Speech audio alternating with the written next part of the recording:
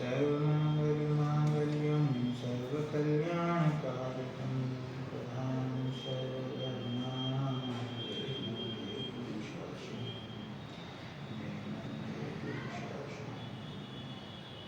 मन्योन्नयनं वीरं मन्त्रवर्णानं संसहारं रोक्षाम्यहं सारं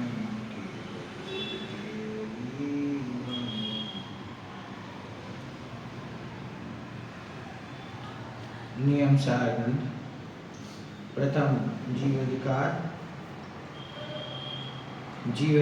अंदर अंतिम गाथा 19 नंबरनी गाथा पूर्वे श्लोकोनी अंदर आचार्य देवे ए भाव व्यक्त कर्यो छे के जेटला पण भेद અત્યાર સુધી જીવ અધિકારની અંદર જેમની ચર્ચા થઈ છે એ બધા જ ભેદોથી આત્મા ભિન્ન છે. જે વિભાવ ભાવ છે એનાથી આત્મા ભિન્ન છે. જે જ્ઞાનના દર્શનના वैभाविक भेदो कया जे क्रमेथी शुद्ध थाय छे एवा समस्त भावोथी पूर्ण शुद्ध आत्मा भिन्न छे. अशुद्ध भावोथी तो भिन्न छे ज, पण जे आंशिक शुद्ध थया अने पछी शुद्धतानी वृद्धि जेमा थाय छे अने पछी पूर्ण शुद्ध थाय छे एवा समस्त भावोथी आ त्रिकाल शुद्ध आत्मा भिन्न छे.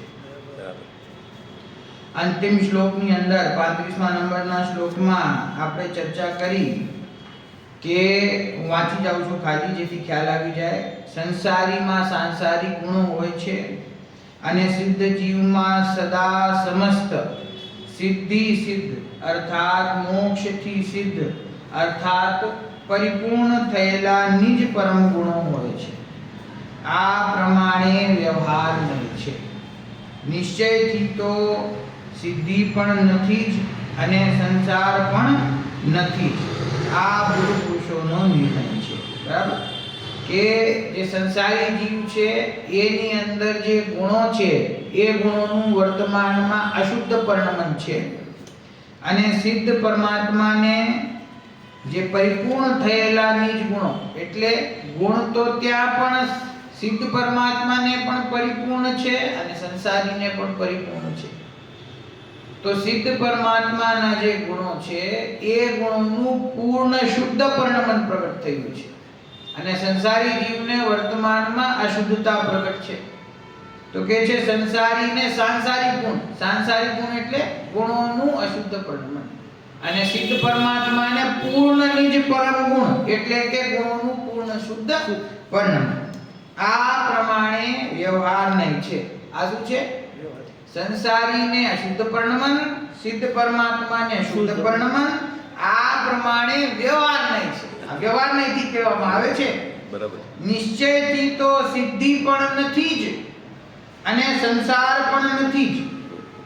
निश्चयथी એટલે કે વસ્તુના સ્વરૂપને જોતા, પરમાર્થથી જોતા જે જગતના જીવો છે એમને ખરેખર તો સંસાર પણ નથી અને સિદ્ધિ એટલે કે મોક્ષ પણ છે નહીં. માન્યતામાં બધું. હા, તો મોક્ષ અને સંસાર બંને નથી એનો અર્થ શું? કે જે પોતાનો ત્રિકાળ સ્વભાવ છે એ ત્રિકાળ સ્વભાવની અંદર વિભાવ પર્યાય પણ નથી અને વિભાવ પર્યાય નહીં હોવાથી વિભાવ પર્યાયનો અભાવ થઈને જે શુદ્ધ પર્યાય પ્રગટ થાય છે, નવીન શુદ્ધ પર્યાય પ્રગટ થાય છે, સાદી અનંત કાળ માટે પ્રગટ થયેલી પર્યાય છે, એ પણ ખરેખર મારા ત્રિકાળ સ્વભાવમાં નથી. બરાબર. કારણ કે એમાં ન્યાય છે. જીવ અશુદ્ધ પર્યાયને તો પોતાની ન માને તો ઠીક છે, પણ જો પૂર્ણ શુદ્ધ પર્યાય જે નવી પ્રગટ થાય, અનંત ચતુષ્ટય ફળરૂપ જે પ્રગટ થયા, સિદ્ધ દશા પ્રગટ થઈ, એ પર્યાય પોતાની છે એમ માનવામાં આવે તો એ પર્યાય અનાદિકાળથી તો નથી, અનાદિકાળથી તો પ્રગટ નથી મોક્ષ. તો જે સમયે મોક્ષ પ્રગટ નથી એ સમયે જીવ વિદ્યમાન છે કે નહીં? બરાબર. જીવનો સ્વભાવ છે કે નહીં? છે. કારણ કે સ્વભાવ એને જ કહેવાય જે કોઈ દિવસ પોતાના દ્રવ્યને જીવને છોડે નહીં. તો વર્તમાન સંસારી દશામાં જીવના જે ગુણો છે એ એની સાથે છે, એ તાદાત્મ્ય છે, અભિન્ન છે, અને સિદ્ધ દશામાં પણ એ ગુણો તાદાત્મ્ય છે. તો ખરેખર તો જે સર્વ અવસ્થાઓમાં જીવનો સાથ ક્યારે છોડતો નથી એ એનો સ્વભાવ છે. બરાબર. જો સંસારી જીવને રાગ દ્વેષ અનાદિકાળથી પ્રગટ છે એને સ્વભાવ માનવામાં આવે તો સિદ્ધ દશામાં રાગાદિ ભાવ નથી. અને જે શુદ્ધ દશા સિદ્ધ દશામાં પ્રગટ થઈ એને જો સ્વભાવ માનવામાં આવે તો એ સંસારી નથી. તો આ બંને લક્ષણો જો જીવના માનવામાં આવે, મોરાગ દ્વેષરૂપ અશુદ્ધતા અથવા મોક્ષરૂપ શુદ્ધતા, બંનેમાંથી કોઈને પણ જો જીવનો લક્ષણ કહેવામાં આવે તો એને દોષ આવે, અવ્યાપ્તિ દોષ આવે. એ લક્ષણ નથી. લક્ષણ શું છે? લક્ષણ જ્ઞાન સ્વભાવ, લક્ષણ ચૈતન્ય. એ ચૈતન્ય છે, એ ચૈતન્ય જીવનું લક્ષણ છે. કારણ જ્ઞાન, કારણ દર્શન એ જીવનું લક્ષણ છે, અને એ લક્ષણ સદાકાળ જીવની સાથે વિદ્યમાન છે. માટે એ નિશ્ચયની વાત છે, એ પરમાર્થ છે. અને આ જીવ સિદ્ધ છે, આ જીવ સંસારી છે એમ કહેવું એ વ્યવહારની વાત છે, એમ અહીંયા કહે છે. બરાબર. એ ચર્ચા આપણે થઈ હતી, એનાથી આપણે આગળ વધીએ છીએ. 19 નંબરની ગાથા છે, પાનું 44, 44 નંબરનું પેજ છે. પ્રાકૃતમાં આપણે વાંચીએ છીએ, અભ્યાસ કરીએ છીએ વાંચવાનો. દવત્યેણ જીવા દવતિરેણ જીવા વધિરેતા પૂવ ભણિત પજ્જાયા વધિરેતા પૂવ ભણિત પજ્જાયા વધિરેતા પૂવ ભણિત પજ્જાયા પજ્જયણેન જીવા સંયુક્તા હોંતિ દુવિહેહિમ સંયુક્તા હોતિ દુવિહેહિમ સંયુક્તા હોંતિ દુવિહેહિમ સંયુક્તા હોતિ દુવિહેહિમ પૂર્વોક્ત પર્યાયોથી છે વ્યતિરેક્ત જીવ દ્રવ્યાધિકે ને ઉક્ત પર્યાયોથી છે સંયુક્ત પર્યાયાર્થ કે. અન્વયાર્થ. દ્રવ્યાર્થિક નયે જીવો પૂર્વ કથિત પર્યાયથી વ્યતિરિક્ત છે. પૂર્વ કથિત પર્યાય એટલે કઈ પર્યાય? કે જેની ચર્ચા પૂર્વની ગાથાઓમાં આવી ગઈ એવી જે વ્યંજન પર્યાયની વાત કરી, વિભાવ ભાવોની વાત કરી, પૂર્વ પર્યાયોથી જીવ વ્યતિરિક્ત છે. વ્યતિરિક્ત એટલે કે ભિન્ન, પૂર્વ પર્યાયોથી રહિત છે, શૂન્ય છે. કયા નયથી? દ્રવ્યાર્થિક નયથી. દ્રવ્યાર્થિક નયે જીવો પૂર્વ કથિત પર્યાયથી વ્યતિરિક્ત છે. પર્યાય નયે જીવો તે પર્યાયથી સંયુક્ત છે. આ રીતે જીવો બંને નયોથી સંયુક્ત છે. બે નયોની ચર્ચા અહીંયા કરી છે, એક દ્રવ્યાર્થિક નય અને એક પર્યાયાર્થિક નય. હવે શું કહે છે કે દ્રવ્યાર્થિક નયથી જોવામાં આવે તો જેટલા પણ વિભાવ ભાવો અને વિભાવ પર્યાયો છે જીવ એનાથી ભિન્ન છે. અને એ જ જીવને જ્યારે પર્યાયાર્થિક નયની દ્રષ્ટિએથી જોવામાં આવે છે તો એ જીવ એ વિભાવ પર્યાયોથી સંયુક્ત છે. તેથી એમ નિર્ણય થાય છે કે જીવ બંને નયોથી સંયુક્ત છે. એટલે કે દ્રવ્યાર્થિક નય અને પર્યાયાર્થિક નય એ બંને નયોથી જીવ આ સંયુક્ત છે. બરાબર. જો ટીકા વાંચીએ પછી ખ્યાલ આવશે. ટીકા: અહીં બંને નયોનું સફળપણું કહ્યું છે. બંને નયોનું સફળપણું એટલે શું? કે બંને નયોની પ્રામાણિકતા, બંને નયોની જરૂરિયાત શું છે, બંને નયોનો રોલ શું છે વસ્તુને સમજવામાં, એ અહીંયા બતાવવામાં આવે છે. બરાબર. દ્રવ્યાર્થિક નય અને પર્યાયાર્થિક નય એ બંનેનું કાંઈ મહાત્મ્ય છે કે ખાલી દ્રવ્યાર્થિક નયનું મહાત્મ્ય છે? દ્રવ્યાર્થિક નયથી જ કાર્ય થાય છે? શું છે બંને નયોનું રહસ્ય એ અહીંયા બતાવે છે. જો ભગવાન અર્હત પરમેશ્વરે બે નયો કયા છે, દ્રવ્યાર્થિક અને પર્યાયાર્થિક. આ અધ્યાત્મની અંદર નિશ્ચયને અને વ્યવહારને તો પ્રસિદ્ધ છે જ, પરંતુ દ્રવ્યાર્થિક અને પર્યાયાર્થિક નય પણ મહત્વપૂર્ણ છે. એ દ્રવ્યાર્થિક અને પર્યાયાર્થિક નય કોને કહેવાય એની પરિભાષા અહીં આવશે. મૂળ વાત એ છે કે ભગવાન અર્હત પરમેશ્વરે બે નયો કયા છે. કે આ બંને નયની જે ચર્ચા છે, ભલે તેને નિશ્ચય કે વ્યવહાર કહો, ભલે તેને દ્રવ્યાર્થિક અને પર્યાયાર્થિક કહો, એ નયોની ચર્ચા જિનેન્દ્ર પરમાત્માની વાણીમાં આવી છે. બરાબર. એટલે આપણે આપણી મેળે એક નયને મુખ્ય ને એકને અમુખ્ય, એક નયને આ જ વસ્તુનું સ્વરૂપ છે અને બીજી નયને આ સર્વથા ખોટું છે, જ્યાં જે અપેક્ષાએ વાત કરી છે એ રીતે એને બરાબર સમજવી જોઈએ. બરાબર. દ્રવ્યાર્થિક અને પર્યાયાર્થિક આ બે નય છે. દ્રવ્ય જ જેનો અર્થ, આ દ્રવ્યાર્થિક નયની પરિભાષા, દ્રવ્ય જ જેનો અર્થ એટલે કે પ્રયોજન છે તે દ્રવ્યાર્થિક છે, અને પર્યાય જ જેનો અર્થ એટલે કે પ્રયોજન છે તે પર્યાયાર્થિક છે. શું કહ્યું? દ્રવ્યાર્થિક કોને કહેવાય? દ્રવ્ય જ જેનું પ્રયોજન છે તે દ્રવ્યાર્થિક છે. અને પર્યાયાર્થિક કોને કહેવાય?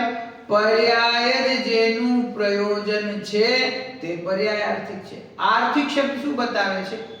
કોનું પ્રયોજન છે. દ્રવ્યનું પ્રયોજન એટલે દ્રવ્યાર્થિક, અને પર્યાયનું પ્રયોજન એટલે કે પર્યાયાર્થિક. એટલે કે જે જ્ઞાનનો અંશ દ્રવ્ય અને પર્યાય સ્વરૂપ અખંડ વસ્તુ જે મોજૂદ છે એમાંથી દ્રવ્યને જ પોતાનો વિષય બનાવે છે એ દ્રવ્યાર્થિક છે. અને પર્યાયાર્થિક નય દ્રવ્ય ગુણ પર્યાય સ્વરૂપ જે અખંડ વસ્તુ છે એમાંથી પર્યાયને જ પોતાનો વિષય બનાવે છે, એને પર્યાયાર્થિક નય કહેવામાં આવે છે. બરાબર. એક વાત સમજવી મહત્વપૂર્ણ છે કે વસ્તુ એક જ છે. બરાબર. દ્રવ્યાર્થિક નયના વિષયરૂપ વસ્તુ અને પર્યાયાર્થિક નયના વિષયરૂપ વસ્તુ એમ બે પ્રકારની વસ્તુ નથી. બે પ્રકારની વસ્તુ હોય ને તો ખરેખર નયોની કોઈ જરૂર જ નથી. નય તો ખરેખર સ્યાદવાદ જે છે, અને એ જો અનેકાંત સ્વરૂપ વસ્તુ છે, અને અનેકાંત સ્વરૂપ વસ્તુનું જે કથન એ સ્યાદવાદ રૂપ છે. એ સ્યાદવાદ મુખ્ય અને અમુખ્ય કરીને, મુખ્ય અને ગૌણ કરીને કથન કરે છે. એક ધર્મને મુખ્ય કરતા અન્ય ધર્મને ગૌણ કરવા એવી જે કળા છે એનું નામ નય ચક્ર છે. બરાબર છે? ખ્યાલમાં આવ્યું દાદા? આત્મામાં, જીવમાં અથવા બધા 6 દ્રવ્યોમાં કેટલા ગુણ છે? પ્રત્યેક દ્રવ્યમાં કેટલા ગુણો છે? અનંત. એ અનંત ગુણોનું કથન એક સાથે સંભવ છે નહીં. વસ્તુમાં અનંત ગુણ છે, એ અનંત ગુણોને એક સમયમાં એક સાથે કહી શકાય? ન કહી શકાય. તો જ્યારે એક સાથે કહી શકાતા નથી તો પછી એને સમજાવવા કઈ રીતે, એનું કથન કરવું કઈ રીતે? તો કે છે કોઈ પણ એક ગુણને, એક ધર્મને એક સમય માટે મુખ્ય કરવામાં આવે છે, અન્યને એ સમયે ગૌણ કરવામાં આવે છે અને મુખ્યનું કથન થાય છે. જેમ કે હું કહું કે આત્મામાં તો આત્માનું સર્વસ્વ જ્ઞાન જ છે. આત્મામાં જ્ઞાન ગુણ સિવાય બીજું કાંઈ નથી. તો જ્યારે હું એમ કહું કે આત્મામાં જ્ઞાન સિવાય બીજું કાંઈ નથી, કોઈ એમ કહે કે દર્શન, સુખ, ચારિત્ર, વીર, અસ્તિત્વ, વસ્તુત્વ, એનું શું થયું? એ પણ આત્મામાં છે છે. પણ અત્યારે મારે જ્ઞાન ગુણ સમજાવવો છે, તેથી અન્યને હોવા છતાં ગુણ કરવા. મારું પ્રયોજન શું છે એ? હા, ના, પ્રયોજનની વાત નહીં. અત્યારે નહીં સમજો. નહીં કોને કહેવાય છે કે મારે કથન કોનું કરવું છે? કોઈ પણ એક ધર્મનું જ કથન થશે. એકને મુખ્ય કરીને એનું કથન કરું છું. એ સમયે બાકીના બધા ગુણો છે એ ગૌણ છે. બરાબર? તો જ્યારે એકનું કથન થાય અને બીજા ગુણોનું કથન ન થાય, ત્યારે પણ એ ગુણો વસ્તુની અંદર જ છે ને. બરાબર. વસ્તુમાંથી એનો અભાવ થઈ જતો નથી. જ્યારે જીવની વ્યંજન પર્યાયની વાત કરવામાં આવે, એમ સમજો કે આ જીવ છે, મનુષ્ય છે, આ મનુષ્ય ગતિનો જીવ છે. એને પૂર્વ કર્મના ઉદય વર્તમાનમાં આ નામ કર્મના નિમિત્તથી આવું શરીર પ્રાપ્ત થયું છે. એને 5 ઇન્દ્રિયો છે, તે સંગની છે, મન સહિત છે. એ પ્રમાણે જ્યારે વિભાવ વ્યંજન પર્યાયની વાત કરવામાં આવે છે, તો એ સમયે જ્ઞાન, દર્શન, ચારિત્ર ક્યાં ગયા? કે છે પણ કોણ છે? કેમ કે અત્યારે મારે એ જીવની વિભાવ વ્યંજન પર્યાયનું કથન કરવું છે. તો એ સમયે એનો જે સ્વભાવ છે ને, એ પણ કોણ થઈ જાય? આ સંસારી જીવ છે એ મોહી, રાગી, દ્વેષી છે. અનાદિકાળથી પોતાના વિકારી ભાવના કારણે દુઃખી થઈ રહ્યો છે. તો કોઈ એમ કે ના હો, એવું સ્વરૂપ નથી. આત્મા તો જ્ઞાન રૂપે જ છે, રાગ રૂપે નથી. અમે તો રોજ ગુરુદેવની વાણીમાં સાંભળીએ છીએ કે એ વાત સાચી છે, પણ એ અત્યારે ગૌણ છે. સમજી? તો વસ્તુ કેવી છે કે વસ્તુ દ્રવ્ય ગુણ પર્યાયાત્મક અખંડ વસ્તુ છે. એ અખંડ વસ્તુમાંથી દ્રવ્યાર્થિક નયનું કામ શું છે કે દ્રવ્યાર્થિક નય છે એ માત્ર એક દ્રવ્યને જ પોતાનો વિષય બનાવે છે, અને પર્યાયાર્થિક નય એ માત્ર પર્યાયને જ પોતાનો વિષય બનાવે છે. એટલે દ્રવ્યનો વિષય બનાવે છે, દ્રવ્ય પર્યાય વગરનું. હા, દ્રવ્ય છે, દ્રવ્યાર્થિક નય છે. પર્યાય વગરનું એટલે શું? પર્યાય વગરનું એટલે શું? ગૌણ. દ્રવ્ય છે. જો હું તમને એક ઉદાહરણ આપું સર, અત્યારે મને ખ્યાલ આવ્યો, કોઈ દિવસ એવો વિચાર નથી કર્યો કે છોકરો જોવા જાય ને લગ્ન માટે, તો છોકરીને લઈને ગયા તમે જોવા માટે છોકરાને, બરાબર? તો છોકરાને જોવા ગયા, છોકરો સામે બેઠો છે, જેની સાથે લગ્ન ફિક્સ થાય એમ છે. તો દીકરીનો પિતા છે એની સાથે વાત કરે છે કે દીકરા, તમે શું કરો છો? તમે ક્યાં કામ કરો છો? તમારી મંથલી ઇન્કમ કેટલી છે? તમારી પાસે બીજી એસેટ કેટલી છે? તમારું આ ઘર પોતાનું છે કે ભાડાનું છે? સમજી ગયા? કઈ ગાડી છે? પિતાની નજર ક્યાં છે? પિતાની નજર ક્યાં છે કે આ કેટલો સંપ્રભુ છે, આ કેટલા, આની પાસે કેટલી તાકાત છે, આ કેટલા ફાઇનાન્શિયલી સ્ટ્રોંગ છે, આ પરિવાર કેવું છે, શું જોઈ રહ્યો છે? એને વાત કરી બધી. એ વાતમાં એને જાણી લીધું કે આ લોકોની આર્થિક ક્ષમતા, આ લોકોના સંસ્કાર, આ લોકોનું પરિવાર, એનું સમાજમાં સ્થાન, એને બધું જાણી લીધું. એની દ્રષ્ટિ ક્યાં છે? એના ઉપર છે. ઘરે આવ્યા, દીકરીને પૂછ્યો તને ગમ્યો કે ના, બહુ છે ને ડાર્ક છે એની સ્કિન, એનો કલર ટોન નથી મજા આવે એવો, અથવા એની હાઈટ નથી, અથવા એ મને રૂપાળો નથી લાગતો. એક જ છોકરો છે, એમાં પિતા શું જોવે છે અને દીકરી શું જોવે છે? બેની નજર ફરક છે. કેમ કે એક દ્રવ્યાર્થિક નયથી જોવે છે, એક પર્યાયાર્થિક નયથી જોવે છે. સમજી ગયા? એ બધા ગુણો એમાં મોજૂદ હોવા છતાં જેની દ્રષ્ટિ એ ગુણો ઉપર નથી અને બહારના દેખાવ ઉપર છે, તો એ પર્યાયાર્થિક નયથી એને જોઈ રહ્યા. ઉદાહરણ છે. અને એક વ્યક્તિ જેને એમ કે છોકરાઓ તો આવા છે, છોકરાઓ કઈ રૂપાળા ના હોય, છોકરાને રૂપ ન જોવાનું હોય, છોકરાનું ધન સંપત્તિ વૈભવ સમાજમાં સ્થાન જોવાનું હોય, એના સંસ્કાર એની ધાર્મિક રુચિ એ જોવાનું હોય. આ બહુ સારો છે. અને દીકરી કે મને નથી ગમતો, તો આ દ્રષ્ટિનો ફેર છે ને, વ્યક્તિ તો એક જ છે, એમાં તો ફેર નથી. એવી જ રીતે દ્રવ્યાર્થિક ને અને પર્યાયાર્થિક ને શું કરે છે કે આપણે હમણાં 6 શ્લોક વાંચ્યા. ઘડીએ વળી આચાર્યદેવે કહ્યું કે ઘણા વિભાવ હોવા છતાં પણ, વૈભાવિક ભાવ હોવા છતાં પણ, જીવ મોહી રાગી દ્વેષી હોવા છતાં પણ અમને એની ચિંતા નથી, કારણ કે અમને તો એક સમયસાર જ દેખાઈ રહ્યો છે. તો આ દ્રવ્યાર્થિક ને બોલે છે બરાબર કે વર્તમાનમાં ભલે ને મોહ રાગ દ્વેષના પરિણામ રહ્યા, ભલે એને મતિ શુદ્ધ જ્ઞાન પ્રગટ રહ્યું, ભલે એને ચક્ષુ અચક્ષુ દર્શન પ્રગટ રહ્યું, પણ એ અમારો સ્વભાવ નથી. તો દ્રવ્યાર્થિકને શું કહ્યું કે આ બધી જે વિકૃતિ છે એ વિકૃતિની પાછળ જે શુદ્ધ સ્વભાવ રહેલો છે, અમે તો એને જ અમારો વિષય બનાવીએ છીએ. બરાબર. અને જે પર્યાયાર્થિક નહીં છે એ એમ કહે છે કે ત્રિકાળી દ્રવ્ય શુદ્ધ છે એમ હોવા છતાં પણ વર્તમાનમાં એને પ્રગટ તો મતિ શુદ્ધ જ્ઞાન છે ને, વર્તમાનમાં તો એને ચક્ષુ દર્શન પ્રગટ છે, તો અમને તો આ જીવ સંસારી દેખાય છે. અને શુદ્ધ તો કોને કહેવાય? સિદ્ધ પરમાત્મા છે એ ખરેખર શુદ્ધ કહેવાય. આ સંસારી જીવ છે એ તો અશુદ્ધ છે. તો પર્યાયાર્થિક નય દ્વારા જોવામાં આવતા એ જ જીવ વિભાવ ભાવોથી, વિભાવ પર્યાયોથી સંયુક્ત દેખાય છે. અને દ્રવ્યાર્થિક નયથી જોવામાં આવતા એ જ જીવ વિભાવ પર્યાય અથવા વિભાવ પર્યાયના અભાવ રૂપે પ્રગટ થયેલી શુદ્ધ પર્યાય, એ બંને પ્રકારની પર્યાયોથી રહિત દેખાય છે. વાહ વાહ. બરાબર. જુઓ, દ્રવ્ય જ જેનું અર્થ એટલે કે પ્રયોજન છે તે દ્રવ્યાર્થિક છે, અને પર્યાય જ જેનો અર્થ એટલે કે પ્રયોજન છે તે પર્યાયાર્થિક છે. બરાબર. જો વસ્તુને પર્યાયથી ભિન્ન કહેવામાં આવે, એક સમયનું ક્ષણવર્તી પર્યાય ત્રિકાળી ધ્રુવથી ભિન્ન છે એમ કહેવામાં આવે છે. ત્રિકાળી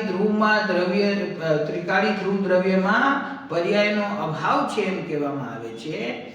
એનો અર્થ એવો થાય છે કે જે પલટતો ભાવ છે એ હું નથી એટલે કે મારે એ પલટતા ભાવને દૃષ્ટિનો વિષય બનાવવાનો નથી. બરાબર. એનો આશ્રય કરવાનો નથી. કેમ કે એના આશ્રયથી, એના ધ્યાનથી નિરાકુરતા પ્રગટ નહીં થાય, વિકલ્પ થતા રહેશે. બરાબર છે. આપણું પ્રયોજન શું છે? આપણું પ્રયોજન છે સુખ પ્રગટ કરવું. બરાબર. જે સુખ સ્વભાવ મારો ત્રિકાળ અંતરંગમાં રહેલો છે, એ સુખ સ્વભાવ, જે ત્રિકાળ સ્વભાવ છે, એ ત્રિકાળ સ્વભાવ મારા પલટતા સ્વભાવમાં પ્રગટ થાય, એ આપણું લક્ષ્ય. બરાબર. શું કહ્યું?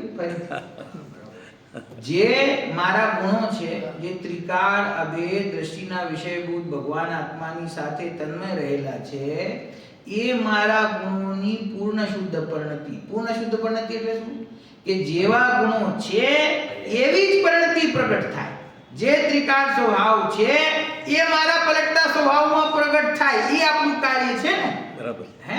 તો એ કેવી રીતે થાય છે કે એ દ્રવ્યાર્થિક નય જ્યારે ત્રિકાળ સ્વભાવનું આશ્રય કરે છે, નય આશ્રય નથી કરતો, ભાષા એવી છે. દ્રવ્યાર્થિક નયની દ્રષ્ટિએ, દ્રવ્યાર્થિક નયથી જોઈને, નિર્ણય કરીને જ્યારે પરિણતિ એવું નિશ્ચિત કરે છે કે હું ક્ષણવર્તી નથી, હું સમયવર્તી નથી, હું ત્રિકાળ છું. તો આમ પણ હું ત્રિકાળમાં આવે છે, તો એ ત્રિકાળ દ્રવ્ય છે એ પ્રસાદ રૂપે પરિણતિને પોતાની નિરાકુર શાંતિ આપે છે. પર્યાય સામું જોતી નથી, દ્રવ્ય સામું જોવે છે. બરાબર સાહેબ. બરાબર.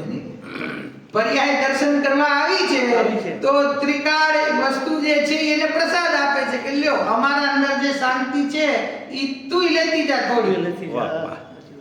બરાબર. એનું નામ સમ્યક દર્શન છે. અને પરિણતિની સમર્પણતા એટલી છે કે ભૂલી જાય છે કે હું પરિણતિ છું. અને દ્રવ્યનું જાદુ એવું છે કે એ પરિણતિ સાથે એકમેક થઈ જતો હોવા છતાં પણ ખરેખર તો એનાથી ભિન્ન જ રહે છે. હા, તો જ અહીંયા એમ કહ્યું ને કે નિશ્ચયથી તો જીવને સંસાર પણ નથી અને સિદ્ધિ પણ નથી, એટલે કે મોક્ષ પણ નથી. મોક્ષની પરિણતિ પ્રગટ થઈ, પૂર્ણ શુદ્ધતા પ્રગટ થઈ, છતાં ત્રિકાળ શુદ્ધ વસ્તુ એ પૂર્ણ શુદ્ધતાથી ભિન્ન છે. બરાબર. આ તો ભાષા જેને સમજાય એને જ સમજાય. આ બધાનું કામ નથી આમાં નિયમસારમાં. પર્યાય સમયવર્તી પર્યાય સમયવર્તી છે. એ પર્યાય સમયવર્તી પોતાને આત્મા માનીને આત્મા પાસે આવી ગઈ તો એને આત્માની અંદર જે શક્તિ, જે અનંત ગુણો, જે ધર્મો, સુરતાની શક્તિ, એ બધાની પાવર એ પર્યાયને પણ મળી ગઈ. વાહ વાહ. બરાબર મળી ગઈ. છતાં પણ ધ્રુવ વસ્તુ જે છે એ એક સમયની પર્યાયથી જેવો ભિન્ન અનાદિકાળ પહેલા હતો એવો ને એવો ભિન્ન આજે પણ છે. વાહ વાહ. પર્યાય ભલે સ્વીકાર કર્યો પણ એ તો એમ કહેલું છે. પેલા પાવરનો અંશ મળી ગયો. મુરબી હિન્દુભાઈ બે પાટાનો દાખલો આપતા ગાડીના. હા. બે પાટા જરા પણ વાળ બરાબર જો ભેગા થાય તો અકસ્માત થઈ હા, જાય. સાચી વાત છે. તો આ દ્રવ્યાર્થિક ને અને પર્યાયાર્થિક ને એ બંનેનું પ્રયોજન શું છે એ આપણને ખ્યાલમાં રહેવું જોઈએ કે દ્રવ્યાર્થિક ને પર્યાયને ગૌણ કરીને દ્રવ્ય જ એનું લક્ષ્ય છે, એનું પ્રયોજન છે, અને પર્યાયાર્થિક ને એ દ્રવ્યને ગૌણ કરે છે, પર્યાય જ એનું લક્ષણ છે. આ બંને નયનું જરૂર શું છે કે જો પર્યાયાર્થિક નય ના હોય તો જીવનું સ્વરૂપ શું, જગતની અંદર જીવ ક્યાં છે, એનું લક્ષ્ય કઈ રીતે કરવું, એના સ્વરૂપમાં રહેલા અનંત ગુણો કેવા છે, એ એકેયનું વર્ણન ન થઈ શકે. કારણ કે પર્યાયાર્થિક નય વગર ભેદ ખ્યાલમાં ન આવે. બરાબર. તો પર્યાયાર્થિક નય છે ઈ ભેદ કરીને પણ સમજાવે છે અભેદને. બરાબર. અને જો દ્રવ્યાર્થિક નય ના હોય તો જીવ પર્યાયોને જોયા કરે, ભેદને જોયા કરે, પણ એ ભેદ, એ પર્યાયો, એ વિભાવ ભાવ એ છે કોના? બરાબર. એની આશ્રયભૂત જે વસ્તુ છે એ વસ્તુ જ ન હોય તો પછી આ ભેદ પ્રભેદ ગુણ કોના છે? ગુણો છે એ કોના આશ્રય રહે છે? તો એ દ્રવ્ય રૂપ એક સ્થિર વસ્તુ છે, જે સ્થિર વસ્તુના આશ્રયથી આ બધા અસ્થિર ભાવો થાય છે. બરાબર. તો એ ત્રિકાળી ધ્રુવ અપરિણામી વસ્તુ અને એની સાથે પ્રગટ થતા પ્રત્યેક સમયના પરિણામ એ બંને મળીને પ્રમાણ જ્ઞાનનો વિષય છે. બરાબર. એમાંથી દ્રવ્યાર્થિક નય છે, ઈ દ્રવ્યાર્થિક નય દ્રવ્યને દ્રષ્ટિ કરે છે, પર્યાયાર્થિક નય પર્યાયની દ્રષ્ટિ કરે છે. વસ્તુ તો જેવી છે એવી જ છે. બરાબર છે. ફેર એટલો પડે છે કે વર્તમાન પરિણતિમાં જે વિકાર ભાવ છે, જ્યારે જ્ઞાન પોતાના ત્રિકાળ શુદ્ધ સ્વરૂપ આ જ હું છું એવો નિર્ણય કરે છે, ત્યારે શ્રદ્ધાન પણ એમાં અહમપણું કરે છે અને ચારિત્ર પણ પોતાના સ્વરૂપમાં સ્થિર થાય છે. તો વર્તમાન પરિણતિ જે બહિર્લક્ષી છે એમાં જે વિકાર ભાવ પ્રગટ છે એ વિકાર ભાવને પછી રહેવા માટે કોઈ કારણ બચતું નથી. તેથી તે વિકાર ભાવ એ પરિણતિમાંથી નીકળી જાય છે ને આત્મા જેવો હતો એવો રહી જાય છે. એનું નામ મોક્ષ છે. બરાબર. દ્રષ્ટિનો જ ફેર થયો ને. દ્રષ્ટિ પર્યાય ઉપર જ રહીએ છે ત્યાં સુધી આ દ્રવ્ય ઉપર એની દ્રષ્ટિ નથી થતી. હા, તો એમ જ છે ને કે અનાદિકાળથી એને પોતાના ત્રિકાળી ધ્રુવ વસ્તુની દ્રષ્ટિ કરી. નથી દ્રષ્ટિ કોની કરી? પર્યાય વર્તમાનમાં પ્રગટ થતા જે વિકારી ભાવ છે. વિકારી ભાવ વિકારી ભાવની તો દ્રષ્ટિ કરે છે, કરે છે. જે એક સમયનું જેનું આયુષ્ય છે, પણ જે ત્રિકાળ છે એની દ્રષ્ટિ કરતો નથી. ત્રિકાળની દ્રષ્ટિ કરે તો વર્તમાનનો જે વિકારી ભાવ છે એનો અભાવ થઈ જાય. કાર્ય તો એટલું જ છે. બરાબર. એક નયને અવલંબતો જો શું કે છે આ એક નયને અવલંબતો ઉપદેશ ગ્રહવા યોગ્ય નથી, પણ તે બંને નયોને અવલંબતો ઉપદેશ ગ્રહવા યોગ્ય છે. આ સમજાય છે? આ મહત્વપૂર્ણ વાત છે. એક જ નયની વાત કરતો ઉપદેશ મળે તો એ ખરેખર એકાંત કહેવાય. અહીંયા જ આ જૈન ધર્મનો આ ચમત્કાર છે કે વસ્તુ અનેકાંતાત્મક હોવાથી એને અપેક્ષાથી સમજાવવા માટે સ્યાદવાદ શૈલીથી અહીંયા વર્ણન છે. કોઈ એમ કહે કે સર્વથા એકાંત આ રીતે જ છે તો એ રીતે નથી. બરાબર. કે અનેકાંત છે એ અનેકાંત સ્વરૂપ વસ્તુ છે. પછી સમ્યક એકાંતની વાત પણ જીનવાણીની અંદર આવે તો એ સમ્યક એકાંત એ કોના માટે છે? શુદ્ધ નહીં હોય. ભાઈ શુદ્ધ નહીંથી વસ્તુનો નિર્ણય કરે અને સમ્યક એકાંતમાં આવે તો એ સમ્યક એકાંતમાં કોણ આવવા માટે પાત્ર છે? જેને પેલા અનેકાંત સ્વરૂપ વસ્તુ સમજી હોય ઈ સમ્યક એકાંતમાં આવે. બરાબર. એવી ભૂલ ના કરવી કે હજી અનેકાંતથી વસ્તુનું સ્વરૂપ શું છે એ ખ્યાલમાં ન હોય અને સીધો એમ કે હું તો સમ્યક એકાંતનો આશ્રય લઈને શુદ્ધાત્માને પકડી લઈશ, એનો અનુભવ કરી લઈશ. બરાબર. આ ઘણી વખત આપણા રોજના જીવનમાં આપણે અધ્યાત્મ સાથે જોડાયેલા છીએ, આપણે અધ્યાત્મની પરમોત્કૃષ્ટ વાણી ગુરુદેવ પાસે સાંભળીએ છીએ તો કોઈ વખતે એવો ભાવ હૃદયમાં આવી જાય કે આ જે વાત છે તો આજ પરમ સત્ય, આજ આપણે જીવનમાં ઉતારવા જેવી છે, એમાં જે તત્વનું સ્વરૂપ બતાવ્યું એની જ દ્રષ્ટિ કરવાની છે. તો શું થાય છે કે પાયાના જૈન ધર્મના જે સિદ્ધાંત છે, જે આગમ છે, જીનવાણી છે, દ્રવ્ય ગુણ પર્યાયનું સ્વરૂપ છે, છ દ્રવ્ય સાત તત્વનું સ્વરૂપ છે, એ તો થઈ જાય છે કોણ? એને સમજવાની રુચિ થતી નથી. રુચિ થાય ખાલી એક શુદ્ધાત્માને ગ્રહણ કરવાની, એનો અનુભવ કરવાની.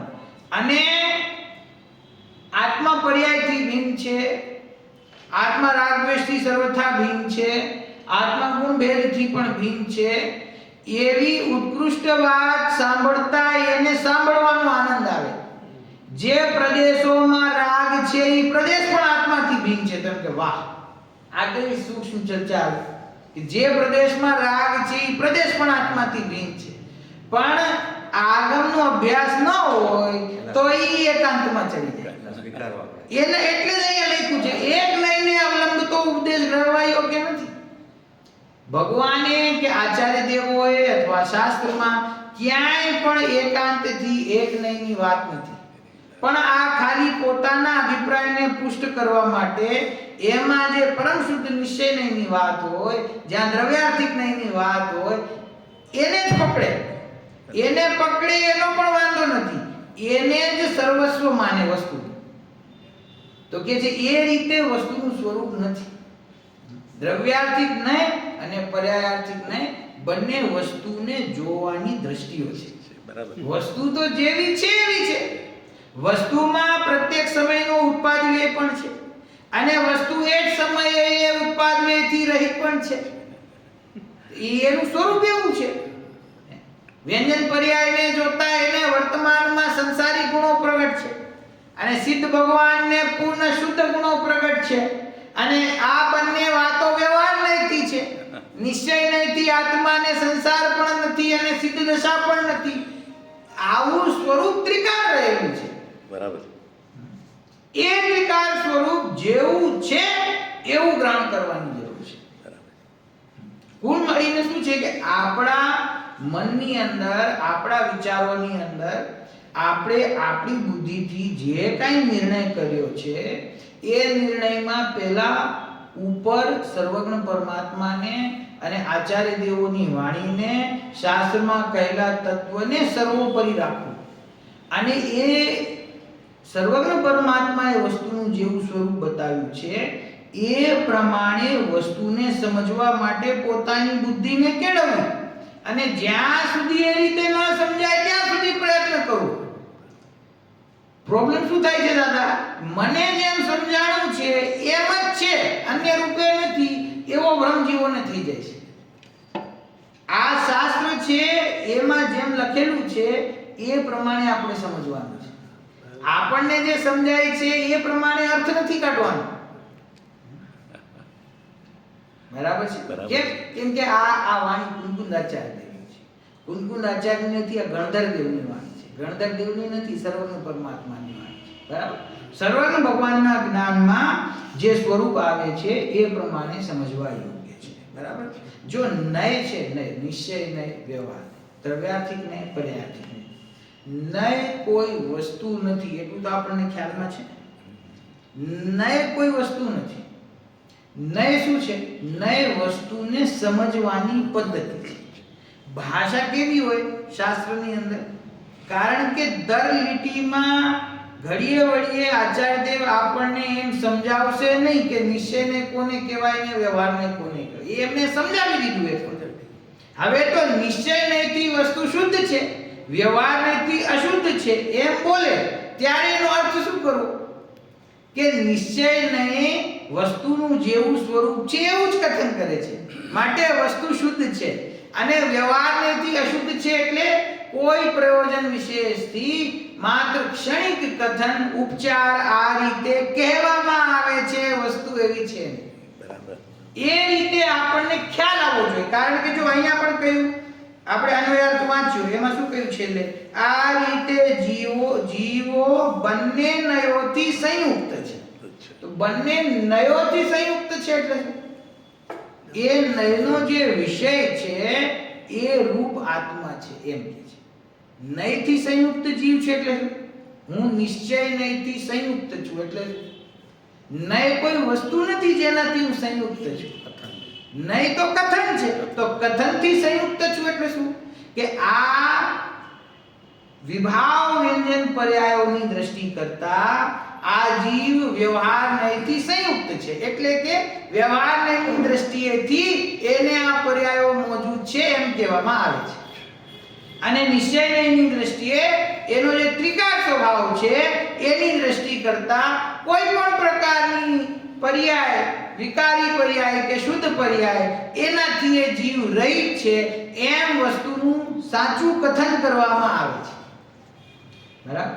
એ રીતે નિશ્ચય અને વ્યવહારને સમજવા જોઈએ. જુઓ આગળ, સત્તાગ્રાહક એટલે કે દ્રવ્યની સત્તાને જ ગ્રહણ કરનારા શુદ્ધ દ્રવ્યાર્થિક નયના બળે પૂર્વોક્ત વ્યંજન પર્યાયોથી મુક્ત તેમજ અમુક્ત એટલે કે સિદ્ધ તેમજ સંસારી સમસ્ત જીવ રાશિ સર્વથા વ્યતિરિક્ત જ છે, એટલે કે ભિન્ન જ છે. કોનાથી ભિન્ન છે?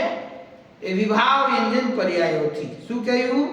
જે વ્યંજન પર્યાયોની ચર્ચા આગળ આવી ગઈ એ વ્યંજન પર્યાયોથી, આ સમજો વાક્ય, વ્યંજન પર્યાયોથી સમસ્ત જીવો મુક્ત તથા અમુક્ત છે, એટલે કે સહિત છે તથા રહિત છે.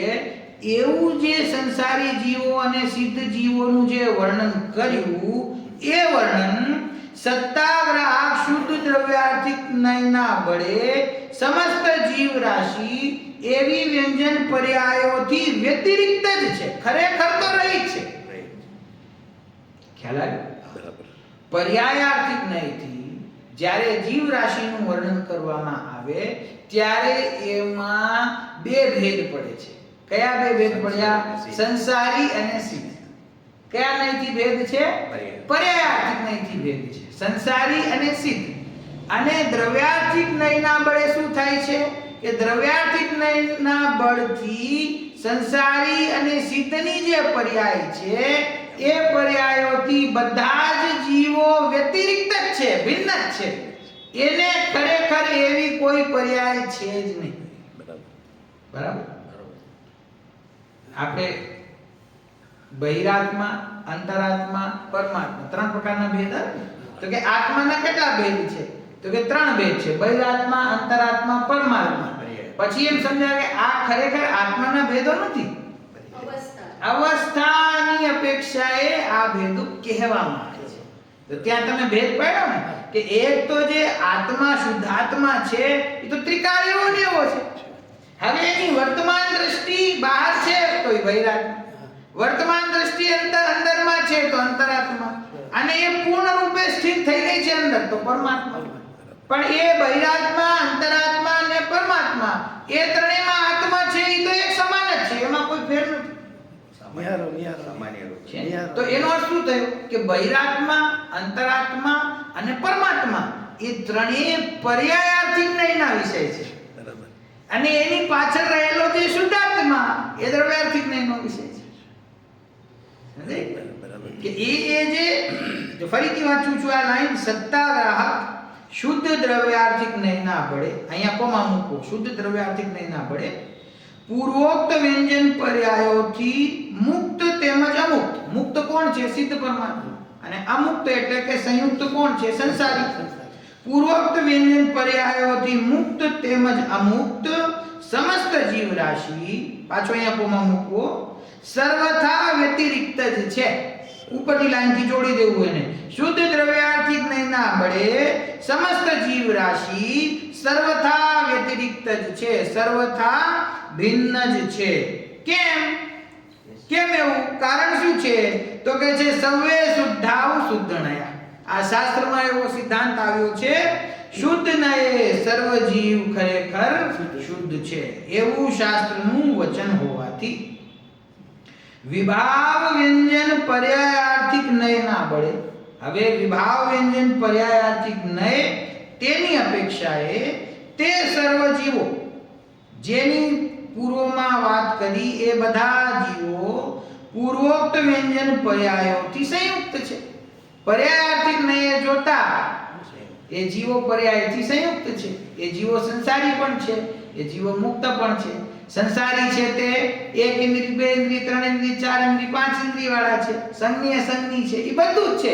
પર્યાયાર્થિક નયથી વિભાવ વ્યંજન પર્યાયાર્થિક નયના બળે એ જીવો વ્યંજન પર્યાયોથી સંયુક્ત છે, અને દ્રવ્યાર્થિક નયના બળે ખરેખર તેઓ રહિત જ છે. વિશેષ એટલું કે સિદ્ધ જીવોને અર્થ પર્યાયો સહિત પરિણતિ છે, પરંતુ વ્યંજન પર્યાયો સહિત પરિણતિ નથી. અર્થ પર્યાય એટલે શું? ગુણોનું જે પરિણમન થઈ રહ્યું છે, સ્વાભાવિક પરિણમન, એ પરિણમન તો સિદ્ધ પરમાત્માને છે, પરંતુ એને વ્યંજન પર્યાય રૂપ પરિણમન કઈ છે નહીં. વ્યંજન પર્યાય એટલે આ બે દ્રવ્યોની ભેગી થઈને, જીવ અને શરીર બે ભેગી થઈને જે પર્યાય થાય છે, એવી પર્યાય રૂપ સિદ્ધ પરમાત્માને પરિણમન છે નહીં. કેમ નથી? તો કે જે સિદ્ધ જીવો સદા નિરંજન હોવાથી, નિરંજન હોવાથી એટલે એને કોઈ પણ પ્રકારનું કર્મ કલંક હવે બાકી નથી. નિરંજન એટલે શું થાય?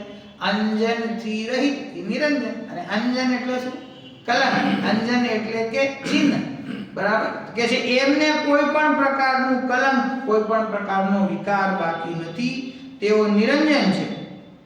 પ્રશ્ન: જો સિદ્ધ જીવો સદા નિરંજન છે, તો બધા જીવો દ્રવ્યાર્થિક તેમજ પર્યાયાર્થિક બંને નયોથી સંયુક્ત છે, અર્થાત બધા જીવોને બંને નયો લાગુ પડે છે, એવો સૂત્રાર્થ એટલે કે ગાથાનો અર્થ વ્યર્થ ઠરે છે. આ પ્રશ્ન મૂક્યો અહીંયા કે આચાર્ય તમે અમને ગાથાના પ્રારંભમાં શું સમજાવ્યું? કે જે જીવ રાશિ છે એ બંને નયોથી સંયુક્ત છે, દ્રવ્યાર્થિક થી અને પર્યાયાર્થિક થી બંને નયોથી સમસ્ત જીવ રાશિ સંયુક્ત છે. આ તમે એક વાત કરી. હવે તમે કહો છો કે જે સિદ્ધ પરમાત્મા છે એ સિદ્ધ પરમાત્મા નિરંજન છે. એ સિદ્ધ પરમાત્માને અર્થ પર્યાય તો છે પણ વ્યંજન પર્યાય નથી, તો એને તો હવે ખાલી દ્રવ્યાર્થિક ને જ લાગુ પડે છે, પર્યાયાર્થિક તો લાગુ પડતો નથી. અને પહેલા તમે એમ કહ્યું હતું કે સમસ્ત જીવ રાશિ દ્રવ્યાર્થિક અને પર્યાયાર્થિક બંને નયોથી સંયુક્ત છે, તો તમારું જે પહેલું કથન છે એ વ્યર્થ ઠરે છે, એમ પ્રશ્ન કરે છે. ઉત્તર: વ્યર્થ નથી ઠરતો, કારણ કે નિગમ એટલે વિકલ્પ. તેમાં હોય તે નૈગમ, નૈગમ નહીની વાત તત્વાસૂત્રમાં. નિગમ એટલે કે વિકલ્પ, તેમાં હોય તે નૈગમ. તે નૈગમ નય 3 પ્રકારનો છે: ભૂત નૈગમ, વર્તમાન નૈગમ અને ભાવિ નૈગમ. અહીં ભૂત નૈગમ નયની અપેક્ષાએ ભગવંત સિદ્ધોને પણ વ્યંજન પર્યાય વાળાપણું અને અશુદ્ધપણું સંભવે છે, કેમ કે પૂર્વ કાળે તે ભગવંતો સંસારીઓ હતા એવો વ્યવહાર છે. જૈન ધર્મની અંદર અપેક્ષાઓ એટલી સૂક્ષ્મતાથી સમજાવવામાં આવી છે કે આ જે જીવ નય વ્યવસ્થાને સ્વીકાર ન કરે, જે વસ્તુને અનેકાંત સ્યાદવાદ રૂપ ન માને, એને આ સમજાય જ નહીં કે આ શું કહેવા માંગે છે. શું કહ્યું કે ભૂત નૈગમ નહીંથી અત્યારે વર્તમાનમાં મહાવીર પરમાત્મા છે, પણ એ મહાવીર પરમાત્મા એને પણ વ્યંજન પર્યાય છે. સાંભળ્યું? વ્યંજન પર્યાય છે. કયા નય વ્યંજન પર્યાય છે? ભૂત નહીં. કે ભૂત નૈગમ નહીંથી એને વ્યંજન પર્યાય છે. એટલે એનો અર્થ શું કે ભૂતકાળમાં પૂર્વ પર્યાયમાં તેઓ સંસારી હતા. 10 ભવ પહેલા તેઓ સિંહની પર્યાયમાં હતા. તો એ સિંહની પર્યાય સાથે તમે મહાવીર ભગવાનનો સંબંધ આજે પણ બતાવો છો કે નહીં? કે તિર્યંચ અવસ્થાની અંદર એમણે સમ્યક દર્શન પ્રાપ્ત કર્યું. બે મુનિરાજ આકાશ માર્ગમાંથી આવ્યા, એનો ઉપદેશ સાંભળીને સમ્યક દર્શન પ્રાપ્ત કર્યું. એ જ જીવ આગળ જઈને મહાવીર પરમાત્મા બન્યો. તો એ સંબંધ આજે પણ સ્થાપિત છે કે નહીં? તો એ કેવી રીતે સંબંધ સ્થાપિત થયું? કે ભૂત નૈગમ નહીં, કે જે સિદ્ધ પરમાત્મા છે એને પણ પર્યાયાર્થિક નહીં સંભવે છે. કેમ કે પૂર્વ કાળમાં ભૂત નૈગમ નહીંની અપેક્ષાએ એમને એ વ્યંજન પર્યાય અને અશુદ્ધપણું એ સંભવે છે. કેમ કે પૂર્વ કાળે તે ભગવંતો સંસારીઓ હતા એવો વ્યવહાર છે. બહુ કથનથી શું? હવે આચાર્યદેવ કહે છે કે આટલું તો મેં તમને વિસ્તારથી સમજાવ્યું. બહુ કથનથી શું? સર્વ જીવો બે નયોના બળે, એટલે કે દ્રવ્યાર્થિક અને પર્યાયાર્થિક બે નયોના બળે શુદ્ધ તેમજ અશુદ્ધ છે એવો અર્થ છે. દ્રવ્યાર્થિક નયની અપેક્ષાએ એ જીવ શુદ્ધ છે, વ્યવહાર નયની અપેક્ષાએ અથવા પર્યાયાર્થિક નયની અપેક્ષાએ તેને અશુદ્ધ કહેવામાં આવે. શુદ્ધ અશુદ્ધ છે એટલે એને અશુદ્ધ, કેમ કે વ્યંજન પર્યાયો સહિત એને જોડે છે ને, તો એને અશુદ્ધ કહેવામાં આવે છે એવો અર્થ છે. બરાબર? હવે અહીંયા બે આ શ્લોક છે, એમાંથી પહેલો જે શ્લોક આપ્યો છે એ તો અહીંયા ઉદાહરણ આપ્યું છે અમૃતચંદ્રાચાર્ય દેવના કળશનું સમયસારમાંથી આ ઉદાહરણ આપ્યું છે. ઉભયને વિરોધ ધ્વંસિની સ્યાત પદાંકે जिन वचसी रमंती ये स्वयं वांत मोहा सपदि समयसारम ते परम ज्योति रुच्चे रनवमने पक्षा क्षुण्ण मीक्षंत एव. એનો અર્થ શું છે? એવી રીતે શ્રીમદ અમૃતચંદ્ર સૂર્યે શ્રી સમયસારની આત્મખ્યાતિ નામની ટીકામાં ચોથા શ્લોક દ્વારા કહ્યું છે. શું કહ્યું છે? બંને નયોના વિરોધને નષ્ટ કરનારા, સ્યાત પદથી અંકિત જીન વચનમાં જે પુરુષો રમે છે તેઓ સ્વયં મોહને વમી નાખીને અનૂતન એટલે કે અનાદિ અને કુનયના પક્ષથી નહીં ખંડિત થતી એવી ઉત્તમ પરમ જ્યોતિને સમયસારને શીઘ્ર દેખે છે. બરાબર? આ શેના માટે કહ્યું? કે અમે જે આ ગાથામાં દ્રવ્યાર્થિક અને પર્યાયાર્થિક નયની વાત કરી, એ દ્રવ્યાર્થિક અને પર્યાયાર્થિક નય એ કોઈ પરસ્પર વિરોધી નથી. સ્યાદવાદથી એ બંને નયોનું વિરોધ નષ્ટ થઈ જાય છે. અને સ્યાદપદથી અંકિત જે જિનેન્દ્ર પરમાત્માના વચન છે, એટલે સ્યાદપદથી મુદ્રિત અંકિત એનો અર્થ સમજાય છે? મુદ્રિત અને અંકિત એટલે સ્ટેમ્પ હોય ને, સ્ટેમ્પ લગાડે. તો કે આચાર્ય દેવ જે કથન કરે છે આ સમયસાર નિયમસાર જેટલા પણ આગમ છે એના એક એક પાને એક એક લીટીએ સ્યાદ પદનો સ્ટેમ્પ છે. ઈ ભલે એમાં લખ્યું હોય કે ના લખ્યું હોય કે આ વાત અમે આ નયથી કહીએ છીએ, આ વાત અમે આ અપેક્ષાએથી કહીએ છીએ. કોઈ જગ્યાએ એવું લખ્યું પણ હોય, કોઈ જગ્યાએ એવું ના પણ લખ્યું હોય, પણ સ્ટેમ્પ છે જ પરમાનન્ટ. સ્યાદ પદ આમાં છે જ. આમાં સ્યાદવાદ સિવાય બીજી કોઈ મુદ્રા છે જ નહીં. જ્ઞાનીના એક એક વચનમાં અનંત આગમ છે. હા, એક શ્રીમદ રાજચંદ્ર હા. જ્ઞાનીના વચન એક એક વચનમાં અનંત આગમ છે. હા, એટલે એનો અર્થ શું? કે આ સ્ટેમ્પ છે કે જે જૈન ધર્મનું વસ્તુનું સ્વરૂપ છે એમાં જે સ્યાદવાદ છે, સ્યાદવાદ તો કથન છે, ખરેખર તો વસ્તુ અનેકાંત સ્વરૂપ છે. એ વાતને મુખ્ય રાખીને બધી વાત સમજવી કે એની અંદર અનંત ધર્મ છે. તો જીન વચનમાં સ્યાદપદથી અંકિત જીન વચનમાં જે પુરુષો રમે છે તે સ્વયં મોહને વમી નાખીને એટલે એમના મોહનો અભાવ થાય છે અને સમયસારને શીઘ્ર દેખે છે, પરમ જ્યોતિને શીઘ્ર અનુભવ કરે છે. કેવી છે તે જ્યોતિ? આત્મજ્યોતિ સમયસાર સ્વરૂપ ભગવાન આત્મા કેવો છે? કુનયના પક્ષથી નહીં ખંડિત થતી, કે તમે કુનયથી એટલે કે એકાંતથી ગમે તેવો વસ્તુનો વિચાર કરો પણ એનાથી વસ્તુનો સ્વભાવ ખંડિત થતો નથી. તમે એને સર્વથા અશુદ્ધ માનો તો તમારા માનવાથી અશુદ્ધ થઈ જતો નથી. તમે એમ કહો પર્યાયથી રહિત છે, તમારા કહેવાથી રહિત થઈ જતો નથી. એ તો જેવો છે એવો છે, એ જેવું એનું સ્વરૂપ છે એવું જ છે. એ કોઈના નય પક્ષથી એકાંતથી કુનયથી ખંડિત થતો નથી. અને એવા વસ્તુ સ્વરૂપનું કથન જિનેન્દ્ર પરમાત્માની વાણીમાં સ્યાદવાદ સહિત આવ્યું છે. તો આ રીતે અહીંયા પોતાના ભાવોને આચાર્ય દેવે અમૃતચંદ્રાચાર્ય દેવની ટીકાથી એમાં આવેલા શ્લોકથી પુષ્ટ કર્યો છે કે બંને નયો દ્રવ્યાર્થિક અને પર્યાયાર્થિક નયની અંદર કોઈ ભેદ છે નહીં, કોઈ એની અંદર પરસ્પર વિરોધ છે નહીં.